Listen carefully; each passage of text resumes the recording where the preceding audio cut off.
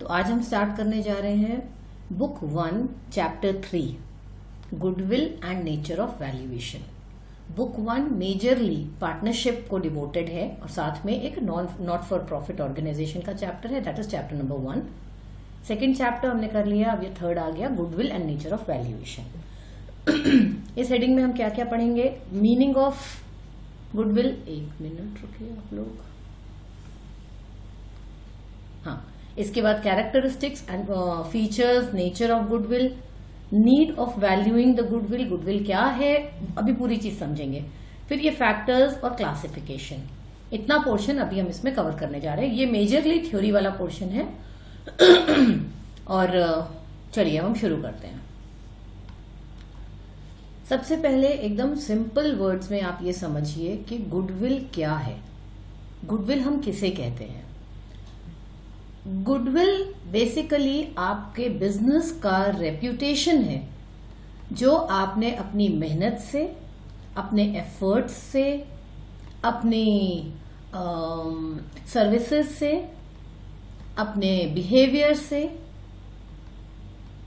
जो positive components आपने earn किए हैं, जिनका कोई पैसा नहीं लगा आपको, you have not paid anything for that as of now, लेकिन इन सब चीजों की वजह से आपकी रेपुटेशन जो बिल्ड हुई है मार्केट में, जिसकी वजह से आप लोगों से और प्रोवाइडर्स से, सर्विस प्रोवाइडर, गुड्स प्रोवाइडर्स और सप्लायर्स जो भी हैं, उनसे अलग पहचाने जाते हैं। अगर वो 10 रुपए कमा पा रहे हैं तो आप उसी काम के लिए 15 रुपए कमा पा रहे हैं। तो ये जो 5 रुपए आपने एक्स्ट्रा कमाए, वो क्यों? माल भी सेम था, सब कुछ सेम था, लेकिन जो आपकी गुडविल है मार्केट में कि उनकी दुकान से लेके आना सामान, उनका सामान बढ़िया होता है, या उनकी दुकान से लेके आना, कोई रिप्लेसमेंट भी होगा तो कोई प्रॉब्लम नहीं होगी, बाद में आराम से रिप्लेस हो जाएगा, या उनकी दुकान से लेके आना, उनकी तो सर्विसेज बहुत अच्छी हैं, घर आकर के सामान डिलीवर करके जाएंगे फॉर वॉट एवर रीजन, या वो तो बहुत ही बेहतर तरीके से बोलते हैं जब माल खरीदना ही है तो अच्छी जगह जाओ ना, जो आदमी खुशी से बात करे उसके पास जाना चाहिए। So all these reasons it adds up to your goodwill, to your reputation in the market. ये है गुडविल, जो आपको दिखती नहीं है लेकिन महसूस होती है। सो that is the basic thing. Goodwill can be self generated, जिसकी मैं एग्जांपल दे रही हूं, this is called a self generated goodwill, and goodwill can be purchased also. ये क्या होता है ये हम डिटेल में बाद में पढ़ेंगे। तो अभी from accounting point of view जब हम गुडविल की बात करते हैं तो हमको देखना है which helps the enterprise to achieve higher sales and higher profits as compared to the competitors in the market। और उसका मेन रीजन क्या है? जो आपने एक्स्ट्रा एफर्ट्स लगाए हैं अपने बिजनेस को डेवलप करने के लिए, आपका स्वभाव, आपका सब कुछ, उसकी वजह से आपको जो एक्स्ट्रा बेनिफिट हो रहा है, हम उस पर फोकस करेंगे। That is called goodwill. हम ये वाली डेफिनेशन देखेंगे। गुडविल में be said to be that element arising from the reputation, connections or other advantages possessed by a business which enable it to earn greater profits than the returns normally to be expected on capital represented by the tangible assets so and so। मतलब जितना आपने capital लगाया है, मान लीजिए आपने 1 lakh capital लगाया है, और नॉर्मली जो उस मार्केट में या जो उस इंडस्ट्री है, जो ग्रुप ऑफ कॉम्पिटिटर्स हैं आपके, अगर उनको 10% रिटर्न मिलता है, यानी कि 10,000 रुपए अगर वो कमा पाते हैं, तो आप 12%, 15% ऐसा कोई रिटर्न अचीव करते हैं। ये जो एक्स्ट्रा आपको मिल रहा है उसकी वजह क्या है? आपकी गुडविल अच्छी है, इस वजह से आपके पास कस्टमर ज्यादा हैं, आपके पास सेल ज्यादा है और आपके पास फाइनली प्रॉफिट ज्यादा आ रहे हैं। आज हम इस गुडविल के ऊपर ही डिस्कशन करेंगे। So from theory point of view, characteristics और features of goodwill. The characteristics or features of goodwill are, सबसे पहले इट्स एन इंटेंजिबल एसेट। ये एसेट कैसे है? ये एसेट इसलिए है बिकॉज ये कहीं ना कहीं आपके बिजनेस को और प्रोडक्टिव कर रहा है और एनहांस कर रहा है, आपकी मार्केट रेपुटेशन बिल्ड कर रहा है, आपकी पोजीशन स्ट्रांग कर रहा है, इस वजह से इट इज एन एसेट। और इंटेंजिबल इसलिए क्योंकि मैंने बोला कि आप इसको देख नहीं सकते, आप इसको सिर्फ महसूस कर सकते हैं। You can feel that yes, आज की डेट में भी अगर मार्केट में काम कम है तो मेरे पास बहुत फोन कॉल्स आते हैं, मेरे पास बहुत काम है। इसका मतलब है कि आपने अपनी goodwill over a period of time ऐसे बिल्ड करी है कि कुछ ना होते हुए भी आप बहुत ऑक्यूपाइड हैं। It does not have any physical existence and it is not a fictitious asset. ये हमने क्लास 11th में पढ़ा था, फिक्टिशियस एसेट क्या होता है, अभी इसको हम साइड कर देंगे। It does not have an existence separate from that of an enterprise. वो जो एंटरप्राइज है, ठीक है, जैसे मेसर्स XYZ, तो गुडविल X की, Y की या Z की नहीं है, गुडविल उस एंटरप्राइज की है जिसका नाम है मेसर्स XYZ। तो it is not separate from the enterprise, जो है इस दुकान का, इस बिजनेस का, इस फर्म का गुडविल है जिसकी हम बात कर रहे हैं। Thus normally it has realizable value when the business is sold।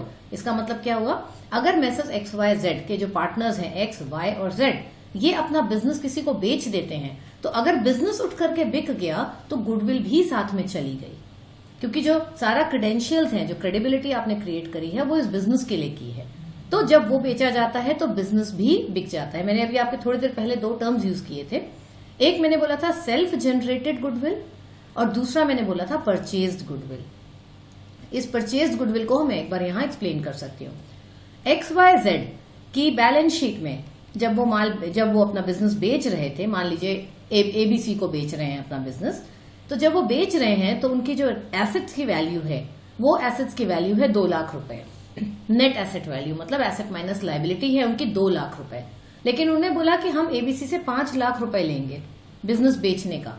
तो यानी कि अगर वो ABC अगर बिजनेस खरीदना चाहता है तो वो केवल जो हार्डकोर एसेट्स हैं उतनी वैल्यू नहीं, 2 लाख में हम नहीं बेचेंगे एसेट्स माइनस लायबिलिटीज करके, जो बैलेंस शीट का बेसिक फिगर है उस पर नहीं बेचेंगे, हम 5 लाख पे बेचेंगे। ABC ने कहा क्यों भाई 5 लाख पे क्यों बेचोगे भाई, 3 लाख रुपए हमने उस गुडविल का वैल्यूएशन किया है जो हमने अपने हार्ड एफर्ट्स से क्रिएट करी है over a period of time. जब हमने ये बिजनेस स्टार्ट किया था, XYZ ने बोला, जब हमने ये बिजनेस स्टार्ट किया था तो उस समय तो सिचुएशन 0 थी। इतने सालों में धीरे धीरे धीरे धीरे करके हमने वो मार्केट में अपनी पोजीशन बिल्ड करी है, और आज जब आपने हमारा बिजनेस खरीद लिया है तो आपको तो उतना ही कस्टमर बेस, उतनी ही लॉयल्टी, उतना ही जेन्युइननेस आज से ही मिलना शुरू हो जाएगा। तो उसका वैल्यूएशन कैसे होगा, उसी कंपोनेंट को हम गुडविल कहते हैं। वो बैलेंस शीट में नहीं है। क्यों नहीं है बैलेंस शीट में, क्योंकि XYZ can just feel it that yes it is around. वो सेल्स के थ्रू, प्रॉफिट्स के थ्रू कहीं ना कहीं बैलेंस शीट में रिफ्लेक्ट हो रही है, लेकिन उसकी हार्डकोर इन्फॉर्मेशन वहां नहीं है। लेकिन अब जब ABC ने खरीदा तो ABC ने 2 लाख तो दिया एसेट्स के लिए और 3 लाख दिया गुडविल के लिए। तो ABC के लिए ये गुडविल बन गई परचेज्ड गुडविल। और क्योंकि अब उसने पैसा दिया है इस गुडविल को अचीव करने के लिए, ABC के लिए ये सेल्फ जनरेटेड गुडविल नहीं है, परचेज्ड गुडविल है। And ABC has paid a sum of 3 lakh rupees for attaining this goodwill. तो उस ABC की जो अब बैलेंस शीट बनेगी उसमें ये गुडविल की फिगर दिखाई जाएगी एज एन इंटेंजिबल एसेट।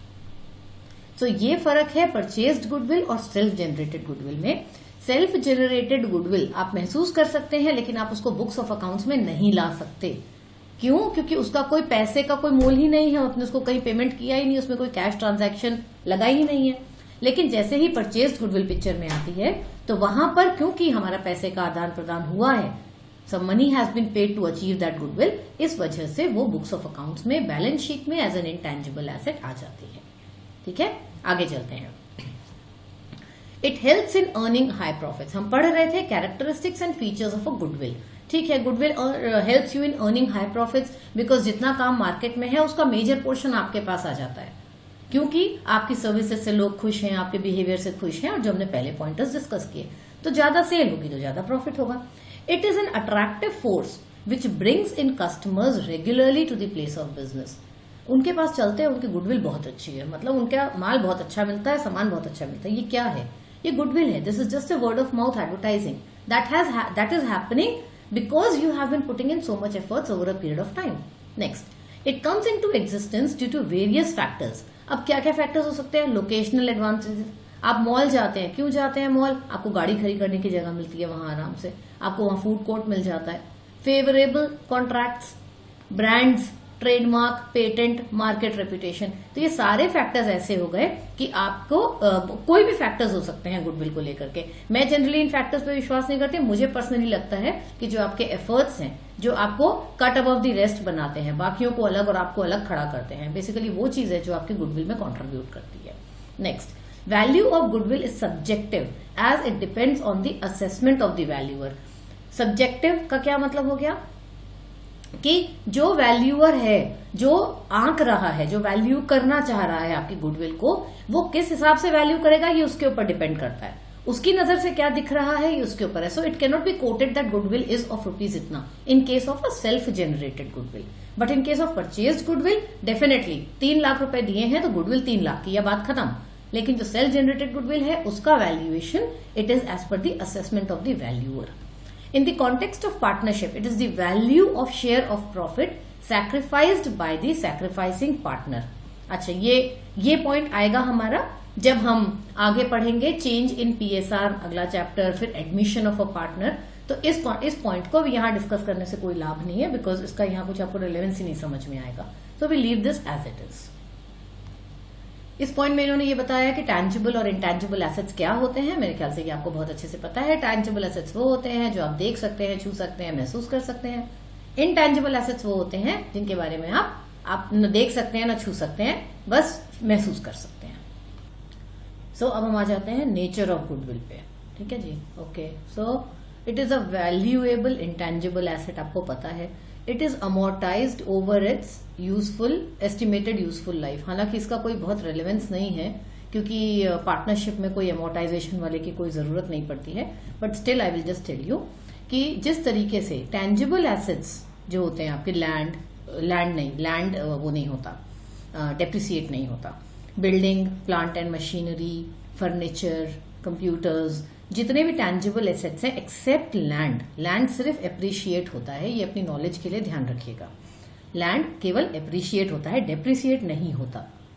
बाकी के जितने भी टैंजिबल एसेट्स हैं जिस तरीके से ये डेप्रिसिएट होते हैं, वैसे ही जो इनटैंजिबल एसेट्स हैं उसमें आपका गुडविल हो गया, कॉपीराइट्स हो गया, पेटेंट्स हो गया, ट्रेडमार्क्स हो गया, ये सारे के सारे, सॉफ्टवेयर हो गया, कंप्यूटर सॉफ्टवेयर, इनको इन जो डेप्रिसिएशन के सिनोनिम में इनके लिए वर्ड चलता है उसे कहा जाता है amortise.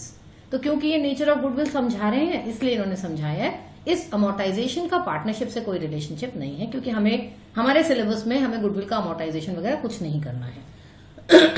So it is amortised over it's estimated useful life. जैसे आप डेप्रिसिएशन करते हैं वैसे अमोर्टाइजेशन, बस मतलब भर समझ लीजिए।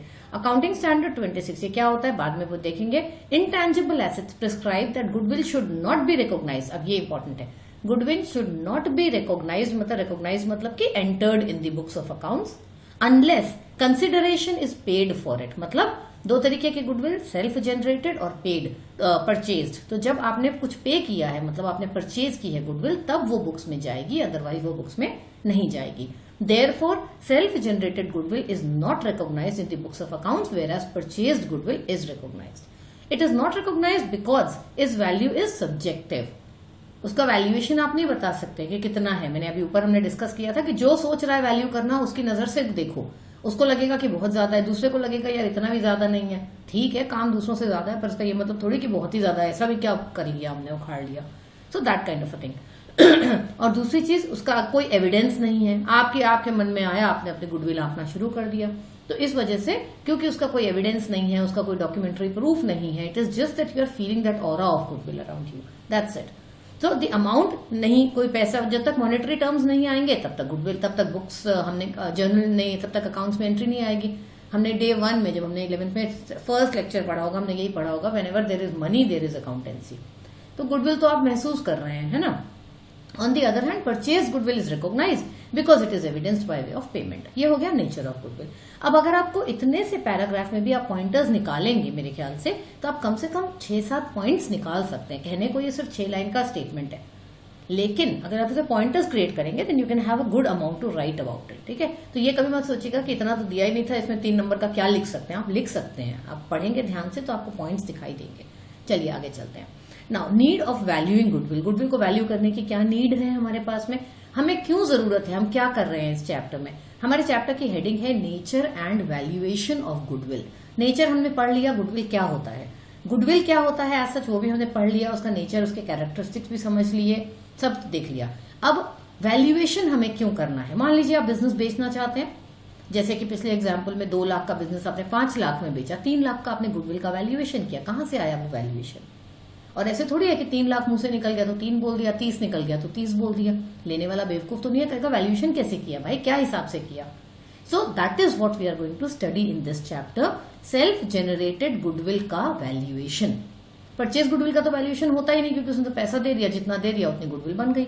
लेकिन सेल्फ जनरेटेड गुडविल का वैल्यूएशन, बस यही हमको सीखना है। अब जो नया पार्टनर आ रहा है, वो जैसे ही इंडक्ट करेगा अपने आप को, नया पार्टनर मान लीजिए एडमिशन ऑफ अ पार्टनर है, नया पार्टनर आया, आते ही उसको प्रॉफिट में हिस्सा मिलना शुरू हो गया। जबकि जो एग्जिस्टिंग पार्टनर्स हैं, जब उन्होंने बिजनेस स्टार्ट किया था तो शुरू के 2-3 साल तो लॉसेस ही रहे उनके हिस्से में, एकदम से तो प्रॉफिट जनरेट नहीं हुआ। तो उन्होंने तो लॉसेस बेयर किए, फिर जाकर के कहीं ग्रेजुअली उन्होंने अपने बिजनेस को इस लेवल तक लेकर के आए। तो ये जो नया पार्टनर एडमिशन हुआ, उसको तो आते ही प्रॉफिट मिल गया। तो वो जो एक्स्ट्रा प्रॉफिट उसको मिल रहा है, उसके बदले में वो गुडविल लेकर आएगा।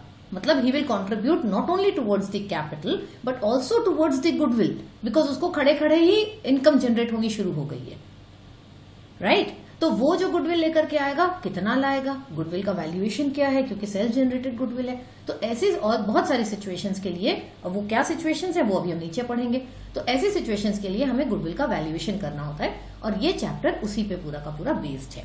नाउ हमें कब चाहिए, जब प्रॉफिट शेयरिंग रेशियो चेंज हो रहा है। इनका एक एक पॉइंट का एक्सप्लेनेशन मैं अभी नहीं दूंगी, क्योंकि ये हमारे आगे चल के अपने आप में पूरा एक एक चैप्टर है, ठीक है ना। तो हम अभी बस इसको पॉइंटर्स की तरह रखेंगे।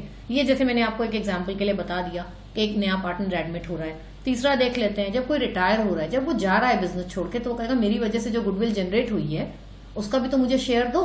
तो भैया कितना शेयर देना है, तो फिर गुडविल का वैल्यूएशन आ गया। जब पार्टनरशिप को आप बेच रहे हैं, जो हमने एग्जाम्पल लिया था कि 2 लाख का एसेट्स थे लेकिन 5 लाख में आपने बेचा। जब कोई 2 बिजनेस अमालगमेट हो रहे हैं, अमालगमेट का मतलब क्या होता है, मर्ज हो रहे हैं, मर्ज होकर के एक नई यूनिट बन रही है।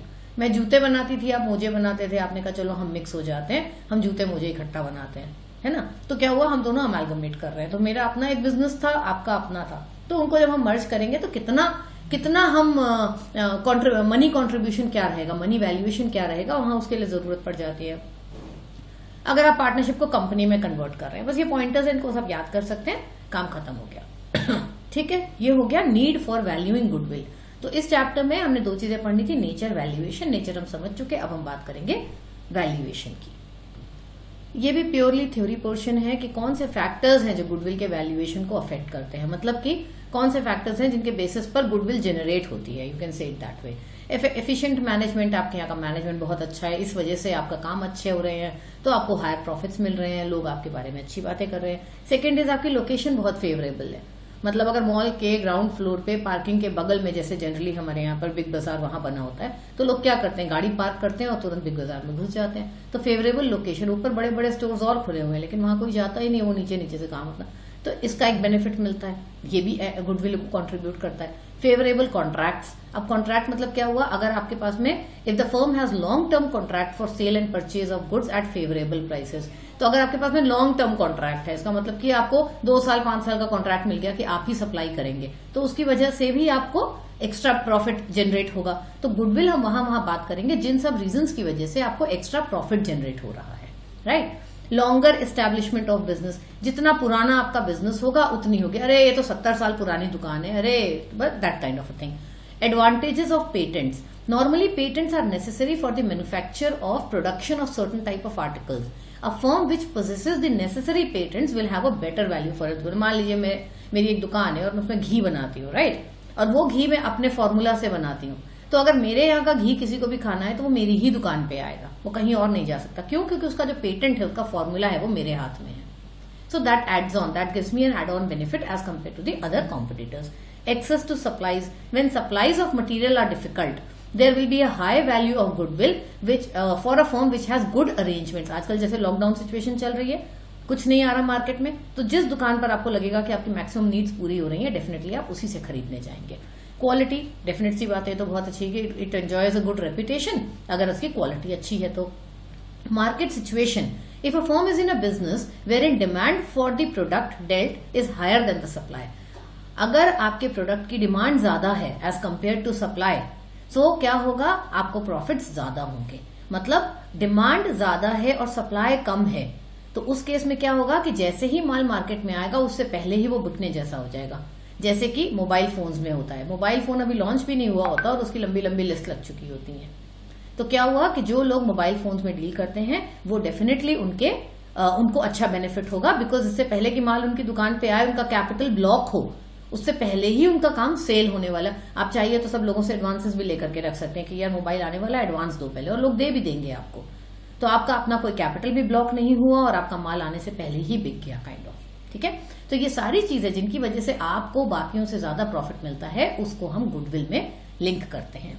Next point, risk associated with the business. If the risk faced by the business are higher than the normal, then the business will have less value for goodwill. On the contrary, if the business faces less risk, then the goodwill will be higher. मतलब ठीक है, अगर risk element कम है तो आपको माना जाएगा कि आपकी गुडविल अच्छी है, इसीलिए आपके पास में रिस्क एसोसिएटेड कम है, मतलब your business is flourishing and your business is a running activity. So point number 10 आ जाते हैं इसके बाद हम। Nature of business. If the business of a firm is of a nature where the products dealt in are high demand, although not short in supply. Demand उनकी काफी है लेकिन supply कम नहीं है, ये ठीक है, ये उसी पॉइंट से इन्होंने एक और पॉइंट निकाल लिया, कोई खास बात नहीं है। Past performances, the firm earning higher profits year after year will have better value of goodwill as compare to the firm earning. अगर आपको हर साल बहुत अच्छा प्रॉफिट होता है तो आपका वो प्रॉफिट दिखाई देगा। मान लीजिए आप प्रॉफिट अगर अच्छा हो रहा है तो आपके पार्टनर्स को अच्छा शेयर मिल रहा है, तो वो एक वर्ड ऑफ माउथ से भी वो चीज डेवलप हो जाती है कि यार ये तो बहुत अच्छा फ्लरिश कर रहा है, तो इसका मतलब है that this is a strong business organisation काम करने के लिए। नेक्स्ट पॉइंट, अदर फैक्टर्स क्या हो सकते हैं? आपकी आफ्टर सेल सर्विस अच्छी है, कस्टमर रिलेशंस अच्छे हैं, लेबर रिलेशंस अच्छे हैं, तो ओवरऑल आपकी रेपुटेशन जो मार्केट में है वो अच्छी है। So these are all the pointers जो आपको बताते हैं कि गुडविल के फैक्टर्स क्या हैं जो उनकी वैल्यू को अफेक्ट करते हैं, किस तरीके से गुडविल का वैल्यूएशन किया जाता है। लास्ट सेगमेंट हम ऑलरेडी पहले ही कवर कर चुके हैं, हमने बहुत डिटेल में इसके बारे में बात कर लिया। गुडविल दो तरीके की होती है, एक है परचेज्ड गुडविल और एक है सेल्फ जनरेटेड गुडविल यानी कि नॉन परचेज्ड गुडविल। अब इसके बाद का यहां से जो डिटेल है ये अब हम अगले लेक्चर में कवर करेंगे। So take care, bye bye.